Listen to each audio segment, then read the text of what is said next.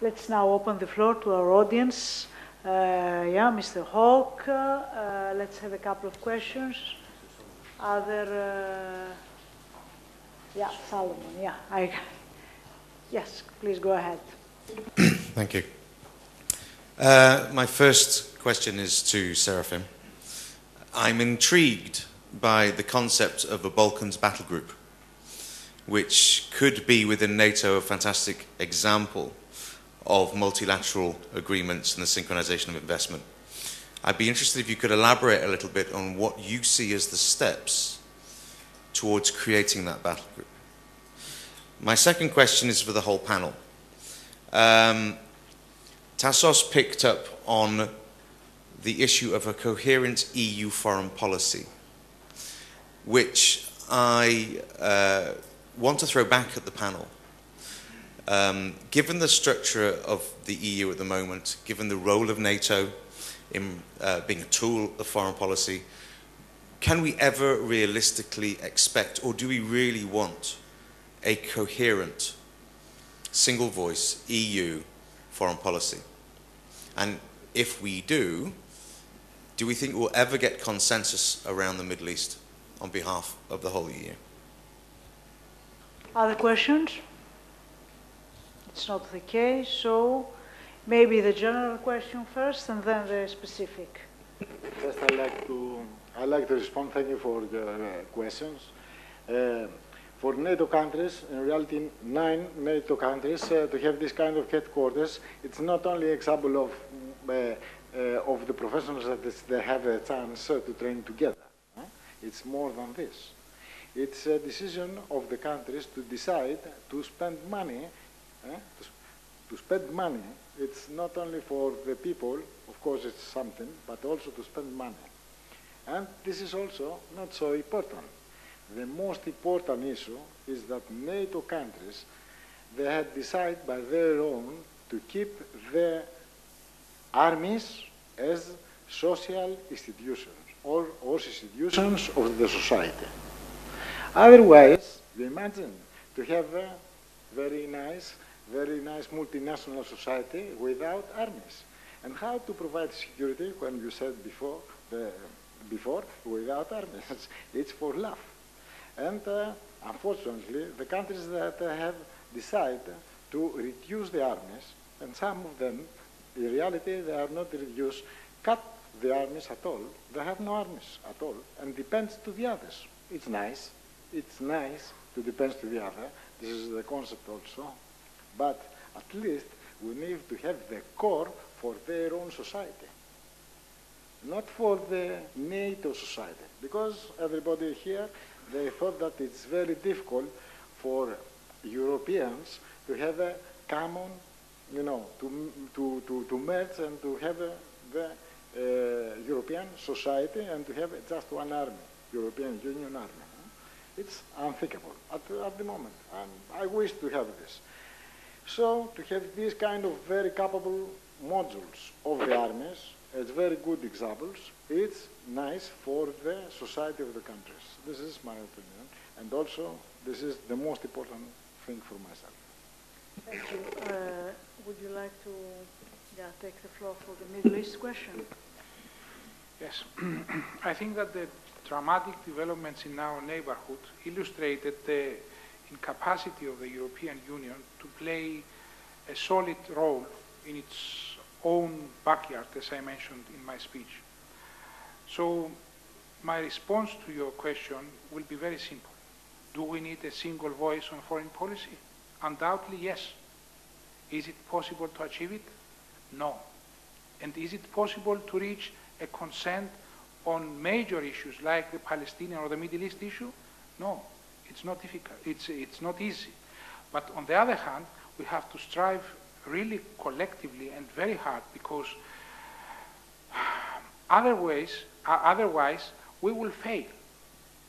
We will fail to deal with major issues which are eventually have a direct and negative impact on the European Union and on the member states.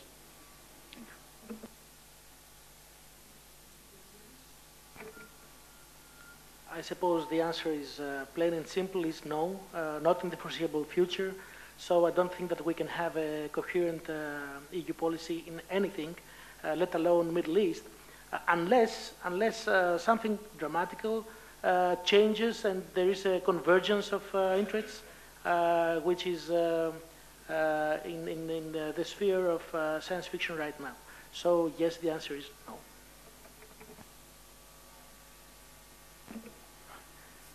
As a European, I say yes. For the simple reason, there's a simple reason. We're going supranational. So at some point in given time, we've got to have a unified opinion and objection, of an objective itself. There is an objective. We don't have the capacity to deliver. That was what my speech was about. We have the willingness, but we don't have the tools to do it. So that's why I concentrated more on the conceptual framework of why should we have a leader, and how important is this leader to be. And we need a social movement. We need to go back to the roots of what the European Union should have been all about.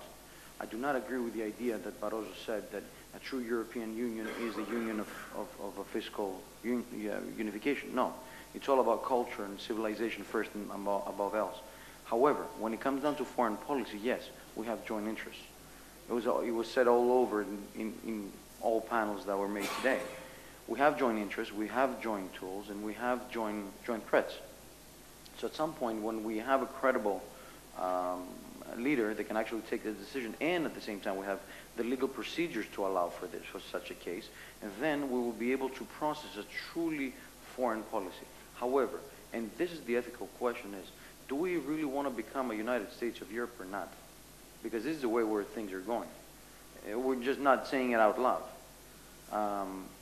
I said the same thing in Washington in a conference that we had. And I asked the same question, and they loved the question. And they thought it was something out of the blue, but it's not. For those that are Europeans, we always knew that there was this diversion of opinion. Do we actually want a European Union of cultures, or do we want a European Union of federalism? Now, whether federalism can be said or done, it's a different story. But what I'm saying is that in either cases, as long as you have leadership, you can apply the tools. So yes, you can have a resolution to the Palestinian issue. You can have a resolution to the Middle East. However, in an international organizational way, in an inter-organizational way, there is such a thing, and it has been applied to the Libya case. UN Council resolution, NATO application, EU commanding on the back, and national forces on the back. So this was a very successful case, something that was not such a success in ISAF, in Afghanistan. Thank you, Mario. Gentlemen, please identify yourself. Now you need a mic to be heard. My name is Avelas Mikhail, and I'd like to make you a question. I heard very carefully, and you said about smart diplomacy. How can we secure the Balkan states and the Mediterranean? Plays very big role to the world peace with the creation of and with the NATO including Syria and the Arab Spring.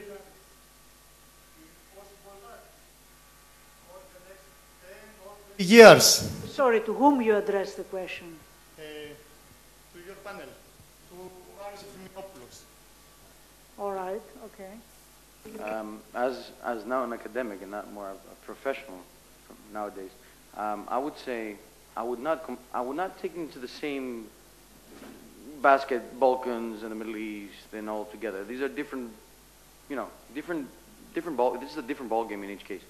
I would say, however, that smart. How do you emerge in smart diplomacy? Well, I'll tell you how. This is the way. In this room right now, we have so many nationalities, and we started just from a simple idea that we just need to negotiate things. We need to talk things openly and bluntly. We need to know either side and either side of the interests. So from that point on, the way to do smart diplomacy is basically you put the idea down on the table. You make a nice big conference. You meet with people because it's all about also human contact. You make human contact. You create these ideas. You write about these ideas, and then you present them officially to politicians. This is exactly the idea why we created this institute on the back. We thought that we can do it better if we have social backup. We thought we can do it better if we have diplomatic backup from different variety of countries. That is why all invitations are made through everybody else. Now, smart diplomacy. Smart diplomacy is also the use of technology. How do you put the message through? It seems that technology and the internet itself has been helping so much into transferring so much information. In this room, right now, we're having a webcast to the world, and the world can see us. This is amazing. A few years ago, it was not there. So this, I think, this is the way to do smart diplomacy. As long as you put the borderline, and you say, well, these are the rules of the game, and you've got to play it openly, I think you can come out with positive results. Now, Middle East, however, is a different case. You have an uprising and you have a non-controlled situation, from my understanding. A non-controlled situation means that let's wait and see what happens.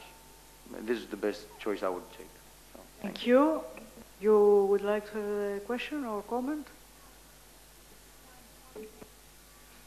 The comment before, but Marius, talking about Middle East, and if Europe is talking with one same voice, and we had the example, as Mario mentioned, of the NATO operation in Libya. So we should not forget that countries of NATO are European countries, European Union countries at the same time. So they responded, very quickly to this operation. So they are talking, and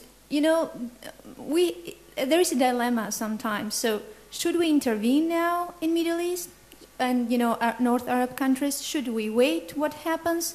There are undergoing now a lot of technical assistance to these countries. So it's not that nothing is being done from European Union at the same time. Other intervention or comment or questions? If it's not the case, Mario, maybe. Is there another one? Yeah? Yes, I have a short comment. Yeah, please. Sotiris Serbos from Democratic University of Thrace. A short comment on the European Union. One of the main side effects of the fiscal crisis, the debt crisis in Europe, is that very easily we tend to harshly criticize Europe. Just wanted to remind to all of us that the European experiment started with the total utmost failure of the European nation state that produced 2 world wars in the 20th century. So as long as there is memory, there will also be future for the European journey, even if the destination remains still unknown. Thank you. Marius, I think you had been in touch with the Minister's office, so please... Well, I will have to make a declaration. You probably saw the news today. We were expecting, in this conference, we were expecting the ministers, but there is a fiscal crisis involved. And this is not smart defense or smart diplomacy, this is smart problems. So the Minister of Defense will not be able to come because he did not adjourn his meetings and he's not able to come. So he does apologize, and I apologize as well. This is the way to go, this is the way to be. I do hope that everything will be resolved, and I do know that they've been keeping in contact with the webcast thing as well, so they can be in touch and see what's going on in the room. He asked for his forgiveness, I asked for his forgiveness, but this is the best thing we can do in this financial crisis. So what's going to happen is we will adjourn tonight for this day, and we will continue tomorrow as a program and as scheduled, and we are starting at 9:30 a.m. I do thank you for your time, and I do hope to see you tomorrow, and please do ask questions. I mean, these people are for you here. Thank you very much.